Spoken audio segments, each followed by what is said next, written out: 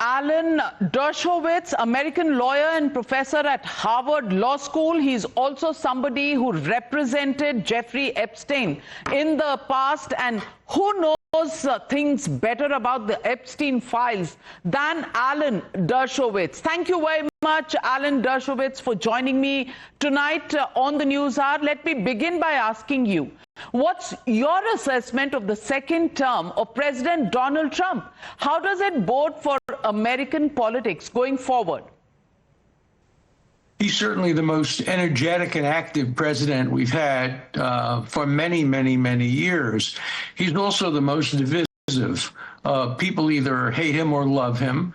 He divides the country, and he's very, very controversial. He has made lots of promises, and if he keeps them, he will be a great president. If he can bring about a resolution of the conflict in Gaza, if he can bring about a resolution of the conflict in Ukraine, if he can keep Iran from developing a nuclear arsenal, he will go down in history as a great president. But let me ask you a direct question. Is Donald Trump deserving of the Nobel Peace Prize, as many supporters and admirers, including the likes of Prime Minister of Israel, Benjamin Netanyahu, are advocating? I don't think he will get the Nobel Peace Prize, because the Nobel Peace Prize is not offered to deserving people. It's offered on a political basis. It was given to Barack Obama for doing nothing. It was given to Yasser Arafat. It was given to Nelson Mandela, who it turns out was a racist, a bigot, and an anti-Semite. It was given to Doctors Without Borders, which has become a front for Hamas. So the Nobel Peace Prize is very, very devalued. And if it's not given to Donald Trump, if Donald Trump does manage to achieve peace, then it will prove that it's unworthy. So I think right now it's the Nobel Committee as much as Donald Trump that's on trial. But on an issue of principle, because Donald Trump proclaims himself to be someone who's done more for the cause of peace in conflicts in different parts of the world, how do you think he has done so far? How do you rate him? Well, he certainly put in a lot of effort, and he's brought some of the right people to help him. And he is trying very hard to bring about a peace in Gaza. He did manage to get a ceasefire that seems to be holding in Iran, and he has not so far succeeded in Ukraine. But it's still a work in progress. So I'm hoping that he can succeed in all three areas. But the criticism against Trump is that he hasn't really been a broker for peace. The Palestinians and others in the Arab world actually believe that he has not restrained Israel during its retaliation in Gaza. He's also been criticized for involving America directly in the conflict with Iran by attacking its nuclear facilities. On a matter of principle, I reiterate, you may have reservations about the Nobel Committee, but do you think Trump's actions are Nobel worthy?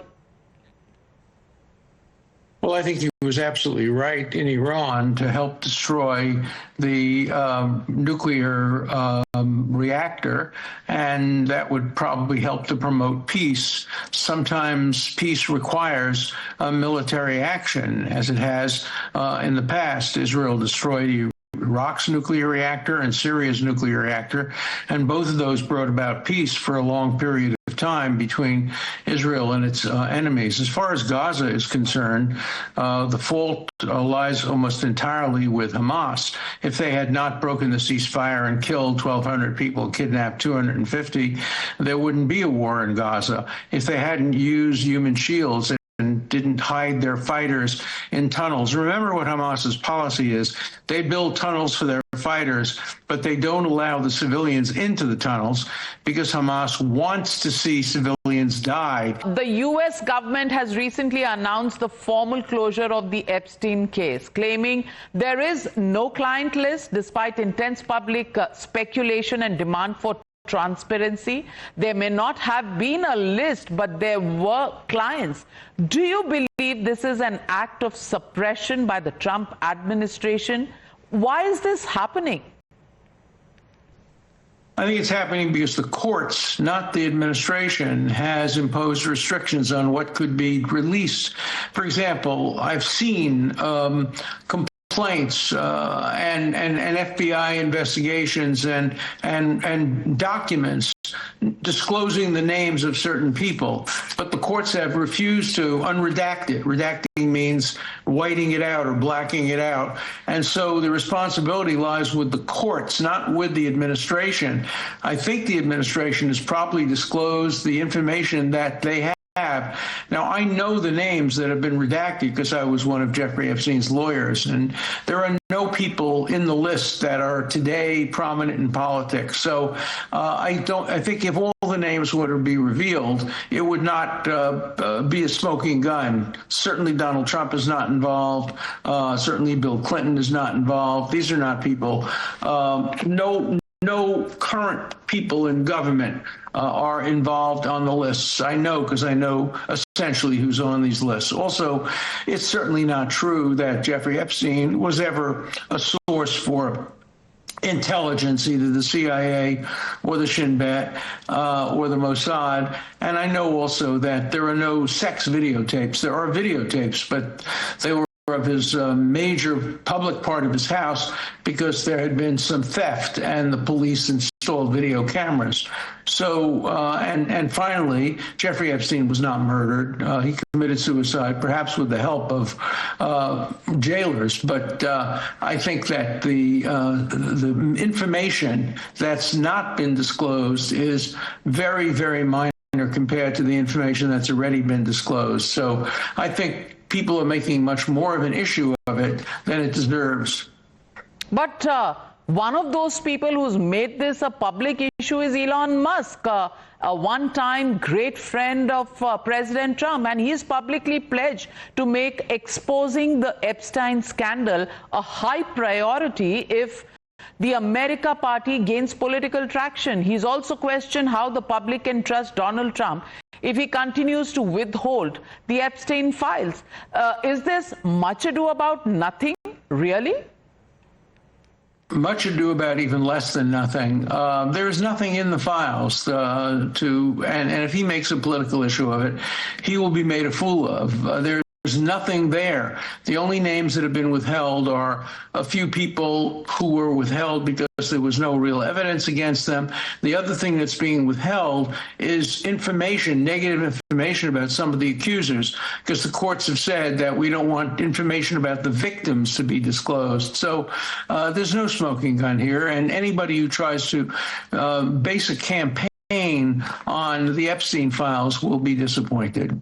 Well, so let me also ask you, why do you think there is so much consternation within the MAGA camp in the United States? Because they appear to be very upset at the fact that the files are not being disclosed. The MAGA camp has the Attorney General Pam Bondi and even the likes of Kash Patel, the FBI director, who have been reported to be very upset about the non-disclosure of the files. It was being speculated that he might resign, but Kash Patel has clarified that he will not. What do you have to say about the divide that we are seeing within the Make America Great Again camp?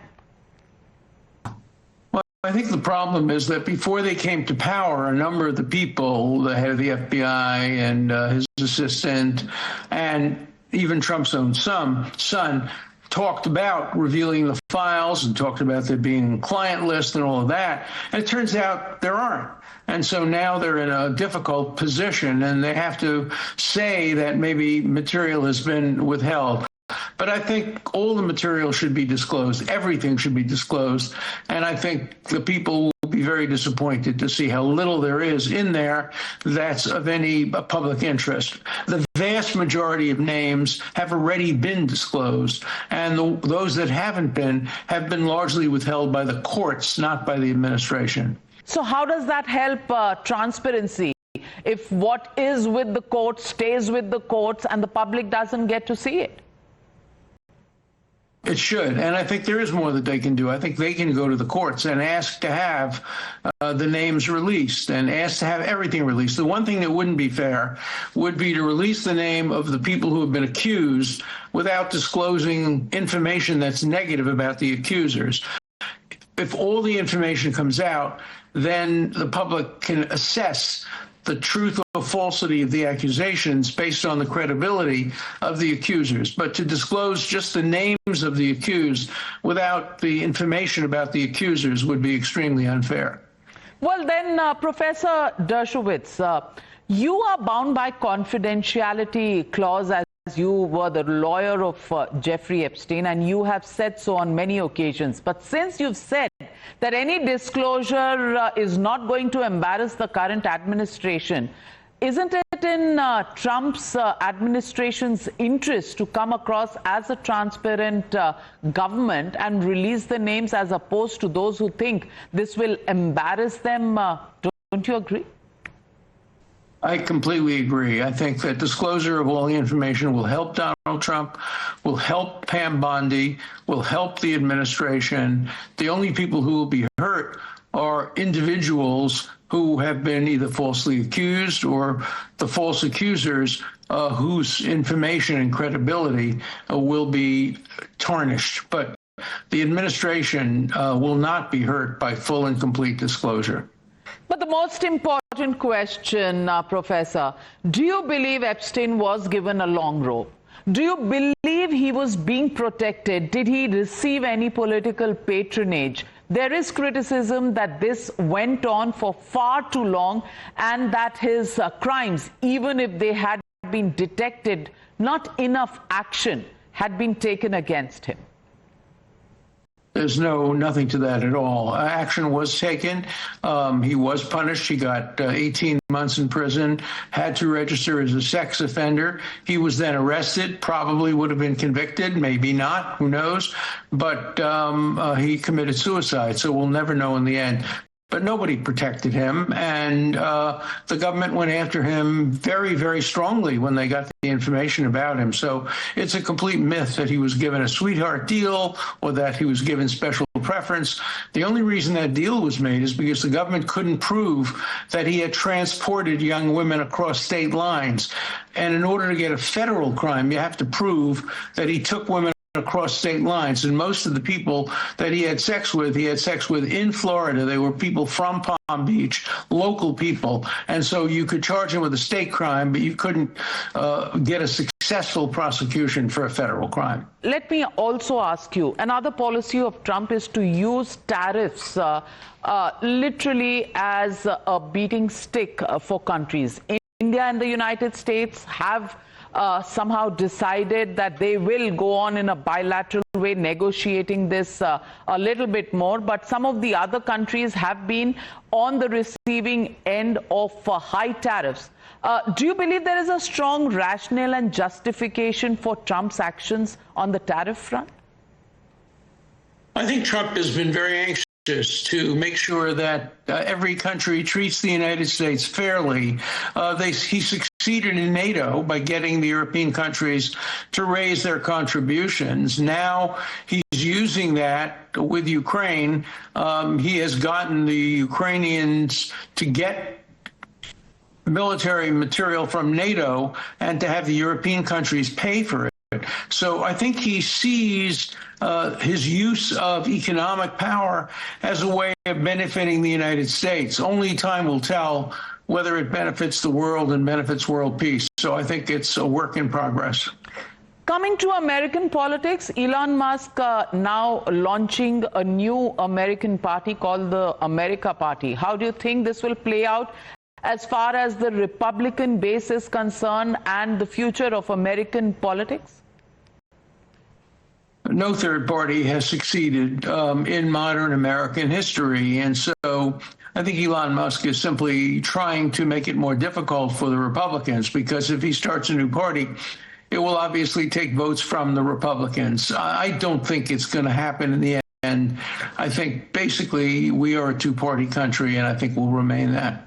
So let me also ask you, do you see a change in America's constitution and a third term for President Donald Trump. He's very keen on that. Do you see that happening? Absolutely not. Zero chance of that happening. He won't be able to amend the Constitution because you need a supermajority to do that, which he couldn't get, and the courts would prevent him from running, and even his own base would not vote for him. So it would be a foolish thing to do, and he's not a foolish man. He's not going to do it. So forget about it. He will not run for a third term. Thank you very much, Professor, for joining me on the News Hour and putting to rest some of the bigger questions. But I don't know if those questions will ever take a break. Thank you. Good night.